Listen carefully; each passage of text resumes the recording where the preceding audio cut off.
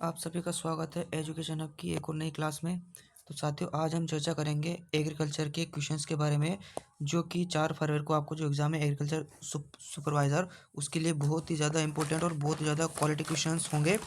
अगर आपने इन 20 क्वेश्चनों में से 15 प्लस भी कर दिए तो यूँ मान के चलो कि आपकी तैयारी बहुत ज़्यादा बेस्ट है, आपको और ज़्यादा पढ़ने की आवश्यकता नहीं है। तो चलिए शुरू करते हैं आज का सेशन और आज के जो भी क्वेश्चन हैं। देखो, पहला क्वेश्चन है, निम्न में से किस सब्जी के लिए, यहाँ पे ये है किस है, सॉरी, निम्न में से किस सब्जी के लिए सर्वाधिक पौधशाला का क्षेत्रफल की आवश्यकता होगी, यानी कि इन 4 सब्जियों में से सर्वाधिक पौधशाला का क्षेत्रफल किस में होगा। तो देखो, इसका जो सही जवाब होगा वो होगा ऑप्शन नंबर 4, प्याज। अब इनकी बात करें तो इनका एक क्रम मैं आपको बताता हूँ, जैसे कि टमाटर, बैंगन, मिर्च, फूलगोभी, पत्ता गोभी, प्याज।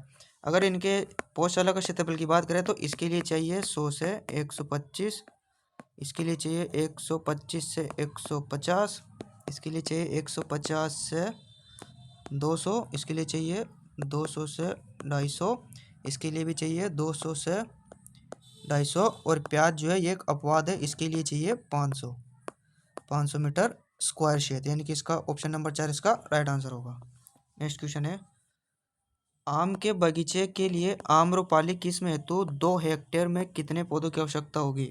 1600, 1500, 3200 या 2500। तो देखो, आम्रपाली किस्म की बात हो रही है तो आपको ध्यान होगा कि आम्रपाली जो किस्म होती है उसकी जो पौधे से पौधे की दूरी होती है वो होती है 2.5 इंटू 2.5 मीटर, है ना। तो अगर हम यहाँ पर पौधों की संख्या ज्ञात करें तो 1 मीटर स्क्वायर में होते हैं 10,000 मीटर, और यहाँ पर अगर इस चीज़ को सूत्र में बिठाए 2.5 इंटू 2.5, तो ये नीचे 2.5 और 2.5 की दोनों पॉइंट है, इसको ले जाते हैं ऊपर तो ये बन जाएंगे 0। 25 से इस 100 को काटेंगे 4 बार, और इस 25 से इस 100 को काटेंगे 4 बार, तो 4 इंटू 4 बराबर 16, और ये 2 0 यानी कि 1600। तो देखो, ये 1600 जो आए, तो अगर ये फर्स्ट ऑप्शन में दे रखा है तो ये ऑप्शन गलत होगा, क्योंकि हमें यहाँ पूछा है 2 हेक्टेयर का और ये है 1 हेक्टेयर का। तो 2 हेक्टेयर का होगा 16 का डबल 3200, यानी कि इसका जो तीसरा ऑप्शन है इसका होगा राइट आंसर। नेक्स्ट क्वेश्चन है, उद्यान लगाने की किस विधि के अंतर्गत पूरक पौधे का उपयोग किया जाता है। आयताकार, पंचभुजाकार, ये षटभुजाकार है, षटभुजाकार, या फिर कंटूर विधि। तो देखो, उद्यान लगाने की जो अंतर्गत जो विधियाँ होती है जिसके अंदर पूरक पौधे का यूज़ किया जाता है, जिसके अंतर्गत एक तो हो गया पपीता, हो गया पपीते के साथ हम अदरक लगा सकते हैं, इसके साथ कुछ अस्थायी पौधे लगाते हैं जिसे पूरक पौधे कहते हैं, और ये लगाते हैं पंचभुजाकार विधि में।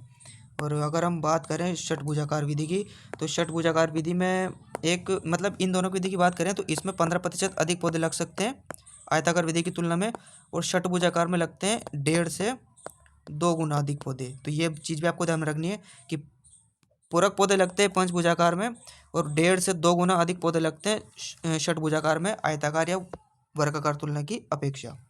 तो इसका जो राइट आंसर होगा वो होगा ऑप्शन नंबर 2। नेक्स्ट क्वेश्चन है, औपचारिक शैली का सबसे बड़ा गार्डन कहाँ स्थित है। ताज गार्डन आगरा, मुगल गार्डन दिल्ली, या राष्ट्रपति भवन नई दिल्ली, या वृंदावन गार्डन मैसूर। तो ये क्वेश्चन इस तरह से भी बन सकता था कि औपचारिक शैली का सबसे बड़ा गार्डन कौन सा है और सबसे बड़ा गार्डन कहाँ स्थित है। तो इस चीज़ के अंतर्गत दोनों तरह के क्वेश्चन आ चुके हैं। तो जो औपचारिक शैली का सबसे बड़ा गार्डन है वो है वृंदावन गार्डन मैसूर, यही औपचारिक शैली का सबसे बड़ा गार्डन है, यानी कि इसका ऑप्शन नंबर 4 है वो इसका सही जवाब होगा।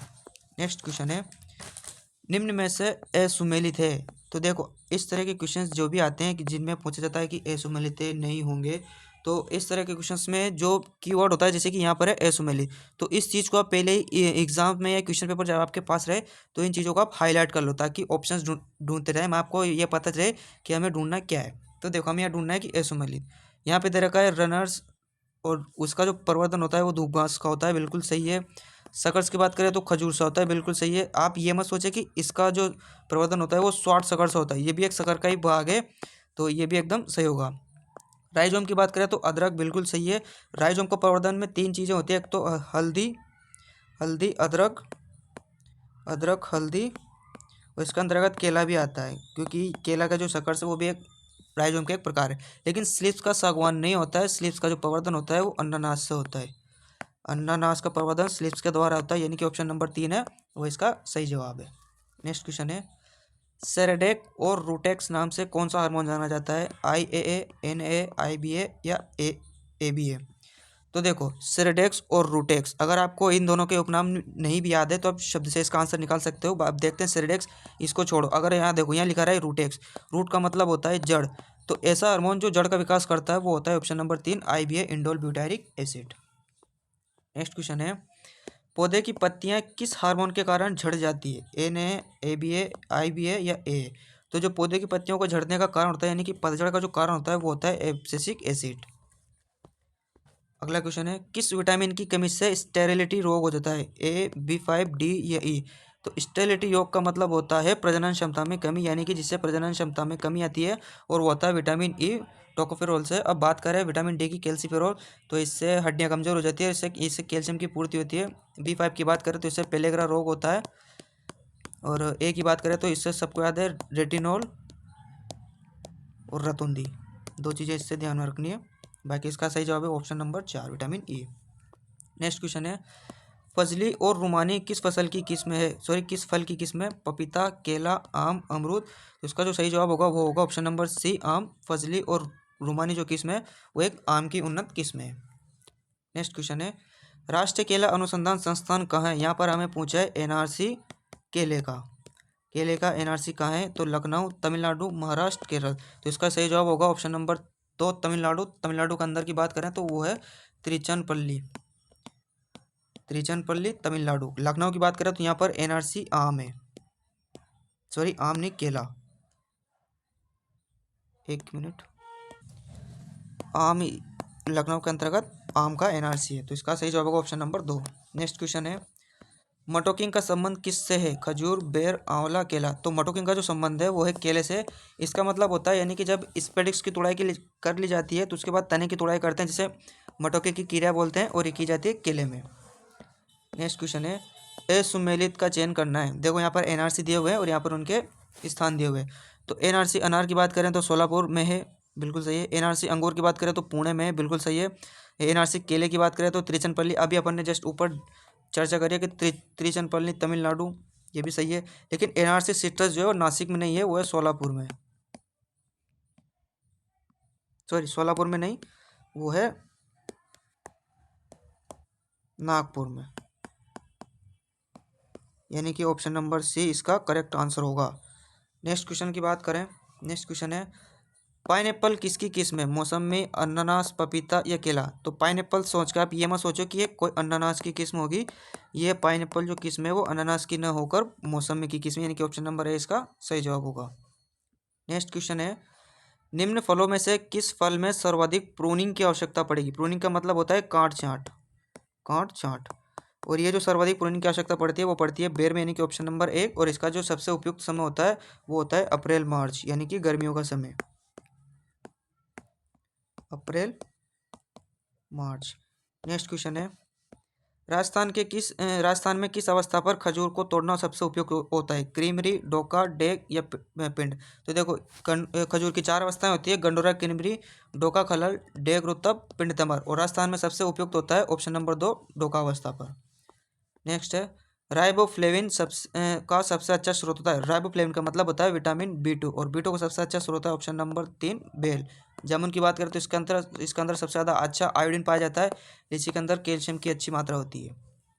नेक्स्ट क्वेश्चन है, मधुमेह रोगियों के लिए उपयोगी माना जाता है सफ़ेद बैंगन, जामुन, दोनों या इनमें से कोई नहीं। तो देखो मधुमेह रोगी यानी कि जिनको डायबिटीज़ हो रहता है, जिनको शुगर रहता है, तो उनके लिए सफ़ेद बैंगन भी अच्छा होता है और जामुन भी अच्छा होता है, यानी कि ऑप्शन नंबर 3 इसका राइट आंसर होगा। नेक्स्ट क्वेश्चन है, ओलियोरेसिन किससे प्राप्त होता है? आलू, मिर्ची, करेला या बैंगन। तो ओलियोरेसिन की बात हो रही है तो ये प्राप्त होता है मिर्च से, यानी कि ऑप्शन नंबर 2 इसका राइट आंसर होगा। नेक्स्ट क्वेश्चन है, बुलनोज और स्वीट बनाना किसकी उन्नत किस्म है? पपीता, मिर्च, केला या अमरूद।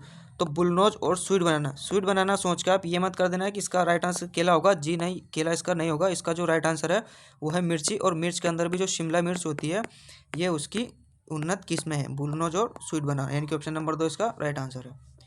नेक्स्ट क्वेश्चन है, TPS के अनुसार आलू की बीज दर कितनी? अब TPS का मतलब यहाँ से है ट्रू पोटैटो सीड। TPS मतलब एक तो होता है ट्रू पोटैटो सीड, और इसके जो जनक है वो है रामानुजन। इनके अनुसार जो आलू की बीज दर बताई गई थी वो बताई गई थी 100 से 150 ग्राम प्रति हेक्टेयर, यानी कि इसका ऑप्शन नंबर 3 राइट होगा। हाँ, तो आज के लिए 20 क्वेश्चन काफ़ी है। आप मुझे कमेंट बॉक्स में बताएं कि आपने 20 में से कितने क्वेश्चन राइट किए हैं, ताकि अगली बार से मुझे पता चल जाए कि मैं टेस्ट में जो क्वेश्चन होते हैं उनका लेवल किस तरह का रखूं। तो आज की क्लास के लिए धन्यवाद। क्लास अगर आपको पसंद आए तो क्लास को लाइक करें, चैनल को सब्सक्राइब करें और अपने दोस्तों के साथ शेयर करें। जय श्री राम।